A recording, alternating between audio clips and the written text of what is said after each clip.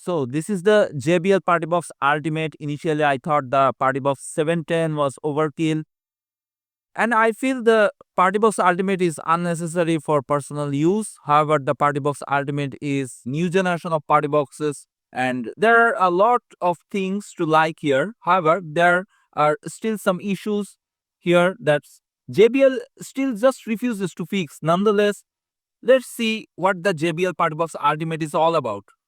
Regarding price, the JBL PartyBox Ultimate retails for 1700 US dollar. For context, the JBL PartyBox 1000 retails for 1300 US dollar.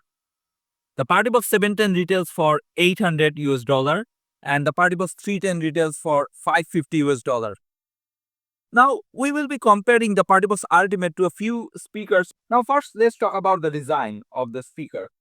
If you are new in my channel, then please subscribe and press the bell icon for future notifications and upcoming videos. I have another channel named Tech Gaming Villa where I upload similar kind of tech videos like TV comparison, sound system, home theater. You can check and subscribe. The Ultimate is big, no doubt about that. I thought the PartyBox 710 was big, but the Ultimate just dwarfs both the 710 and the 310. The Ultimate has height of 41 inches and a base of 17 by 17 inches. But more importantly, it weighs in at 87 pounds, which is very heavy, I will say. So moving this speaker around is a two-person job because one person is so heavy.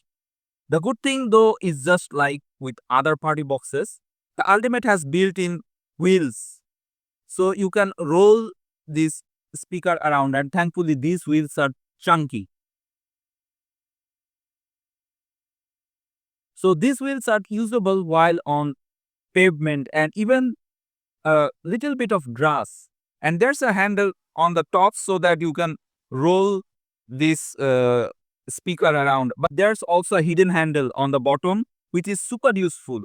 And I've always hated that the 710 doesn't have second handle on the bottom. Now, when it comes to materials and durability, the Ultimate have your typical plastic body which can get scratched very easily, and there's a metal grill on the front which can get dented easily because it is rather thin. But surprisingly, the Ultimate is still rocking an IKS 4 rating. So if it gets caught in a slight drizzle or if a drink gets spilled on it, it should be fine. Just remember to keep the ports panel and on the back closed. But what is new on the Ultimate is the extended light feature.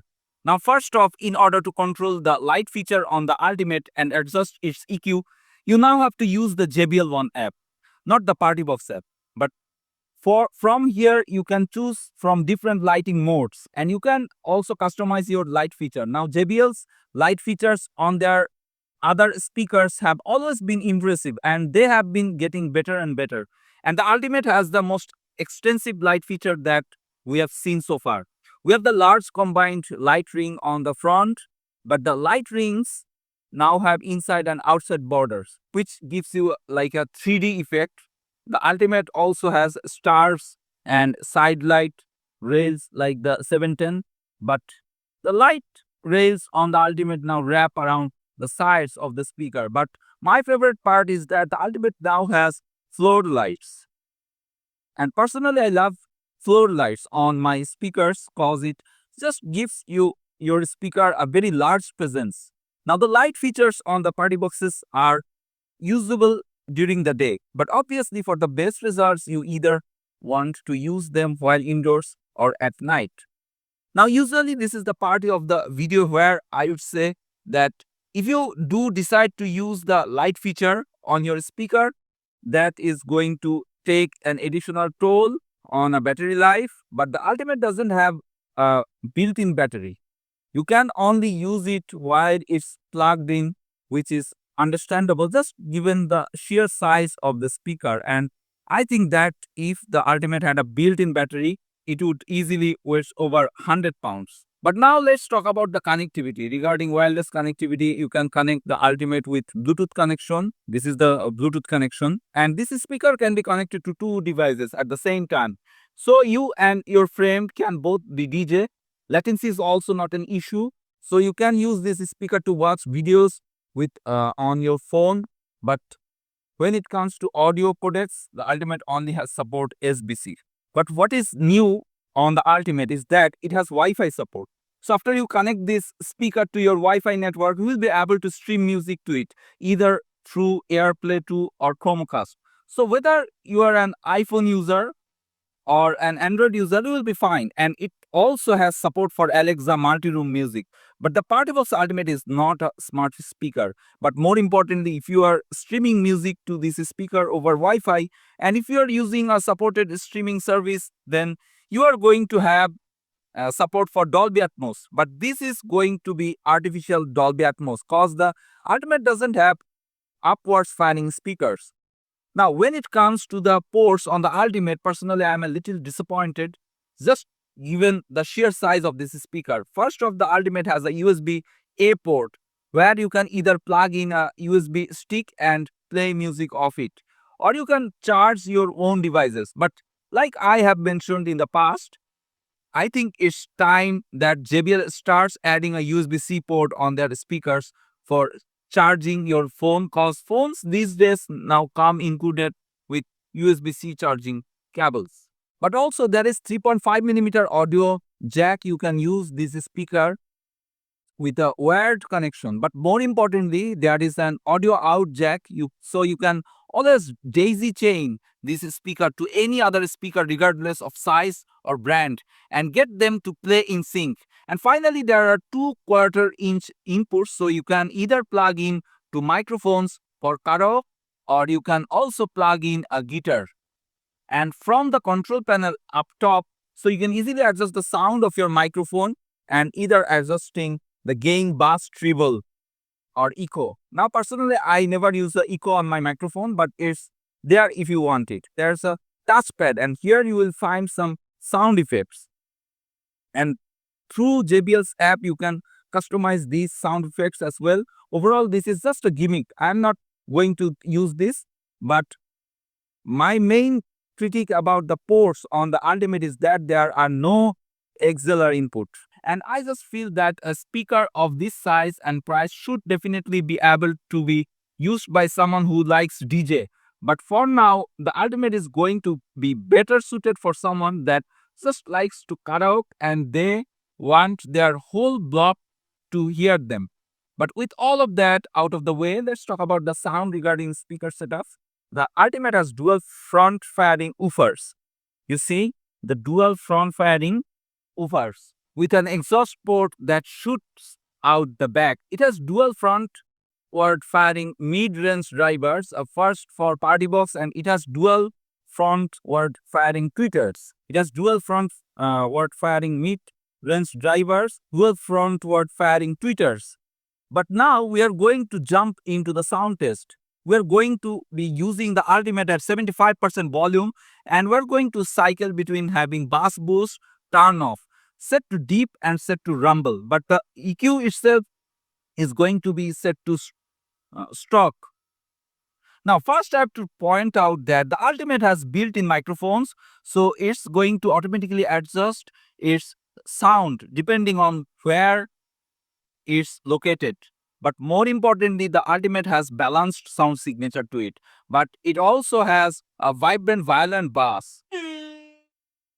And even though the bass on this speaker is violent, the mids and highs are still very well pronounced thanks to the mid-range drivers and tweeters.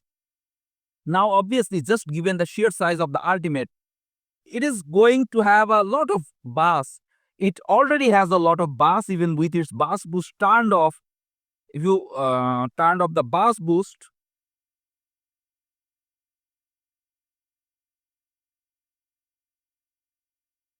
but if you are to turn on the bass boost on this speaker, then it's going to become more prevalent. With deep, it's going to punch harder, and With rumble, it going to drone out longer. And since the Ultimate has a rear firing exhaust port, you can always amplify its bass even more. But placing it up against a wall. But personally, I always prefer to use my party box with the bass boost set to deep. But even with the bass boost turned on, thanks to the mid-range drivers and tweeters, vocals aren't overpowered. But like I mentioned before the start of this sound test, we are going to cycle between the different bass boost setting. But you can also adjust the EQ on this speaker. So you want an even warmer sound signature, you can do that. Or if you want a brighter sound signature, you can also do that. But personally, I just like to use the Ultimate with its stock equalizer and bass boost set to deep. But then there's a maximum volume performance of this speaker. Now this is a 1100 watt uh, speaker, and honestly anything past 50% volume on the Ultimate is considered to be loud.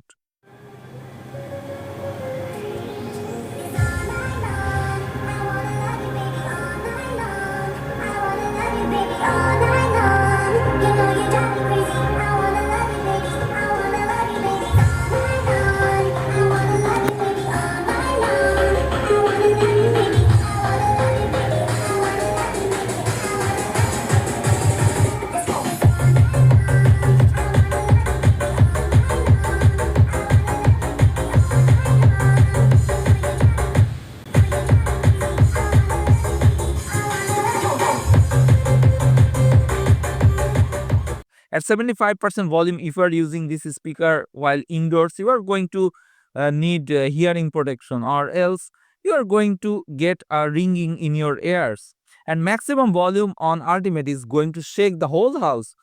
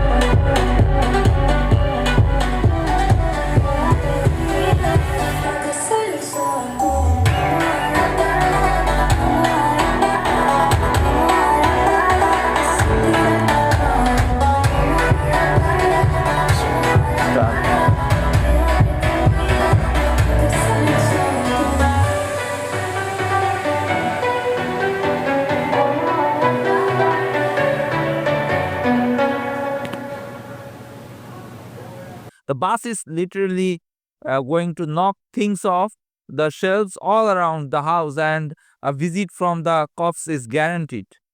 Quite honestly, unless you are having an outdoors commercial event, there's no need to get a second Party Box Ultimate. But now let's talk about pairing this speaker to other speakers.